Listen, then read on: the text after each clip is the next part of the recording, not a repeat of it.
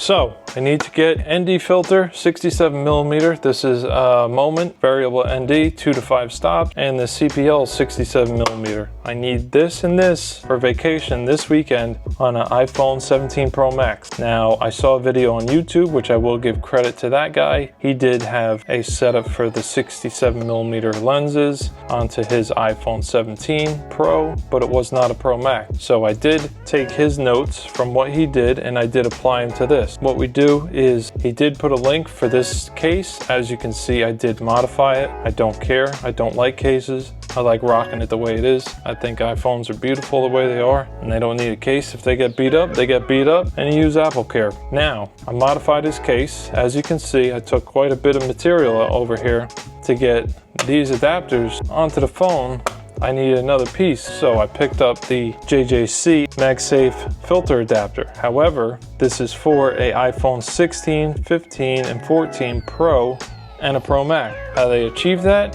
This is how. Most of you guys, if you're already looking for this, you already know how this stuff works. So this is a 67 millimeter, but that's for the Pro, and that's for the Pro Max. Pretty self-explanatory. There's plenty of videos on the internet about it. Now I modified the case so that this thing could fit on here just like that. Now you can see it is not a perfect fit by any means, but I'm in a pinch and I need it for vacation. So we gotta do what we gotta do. This thing is supposed to come with the cold shoe on it.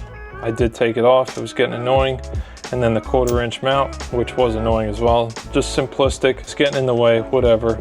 Boom, just pops on there. You line it up a little bit, it does move, but that's just what it is. Now the phone, it's just a cheap case, 18 bucks. The JJC, I think it was a little over $20. I'll put a link in there. You can see that it does, and then you can see it is not a perfect fit, like I said, but who cares?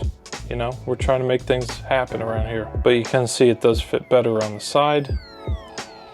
If you can really see that. You can see the light through there, which is whatever. But on the side over there and on the bottom, it's pretty much blocked off. I think we're in decent shape here. It's sitting okay. I've had this for a while and she just threads in there one of these days. We are all locked in here. The Moment ND variable stop filter. It's a 4 to 32. And you can see that there is some gap there, but you know, whatever. For the most part, I think this is gonna work out just fine for what I'm using it for. Like I said, I'm using the 4x3 and whatever. I'll be fine with that.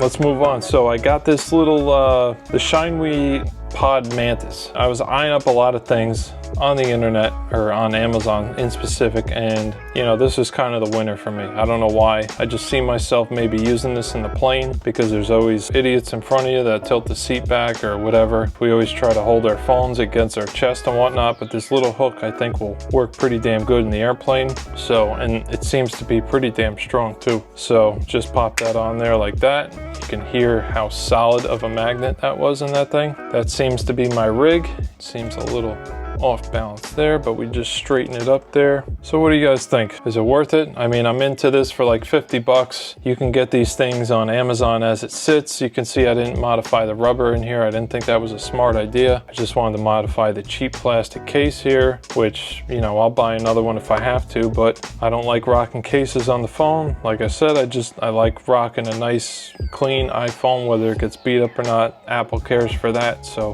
who cares? So the way I did modify this is I just took a pocket screwdriver, whatever, small screwdriver, and I used the torch to heat it up.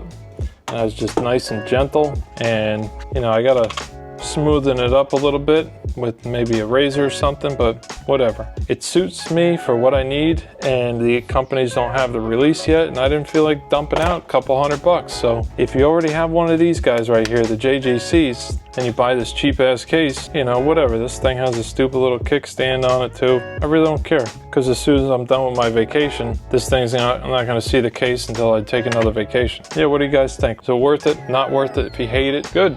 I don't care. Just trying to help you guys out. I'll still be using this this Mantis pod thing because it seems like it's good stuff.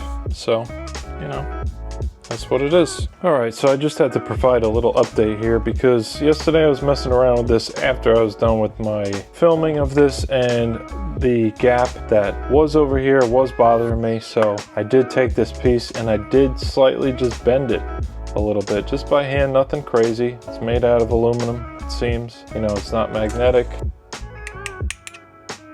You know, that is magnetic, obviously, and it did seem to help it quite a bit. So I will show you that right now. Together, snap her on there, and as you can see, the gapping is far less in there. You can barely see any light. Yes, there is some, but it's drastically better, and it definitely fits a lot better there for sure. And over here as well, you can see that there is a little bit of gap under there on the phone case, but I might just bend it a little bit more, or that's just maybe the way I'm holding it, but I'm not overly concerned. But I wanted to give an update just because I found it to be a little bit better fitting, and because I bent it as well, I also went back into the wide angle and I do not see the vignette up in the corner that I did yesterday. So that is definitely a positive as well. If you want any of this stuff, link will be in the description. You know, I don't give a shit if I get paid on it or not, just trying to give it alternative budget build, something that if it breaks, you're not out a lot of money. And why buy the new stuff when you can just slightly modify the old stuff and make it work just as good? Thanks for watching.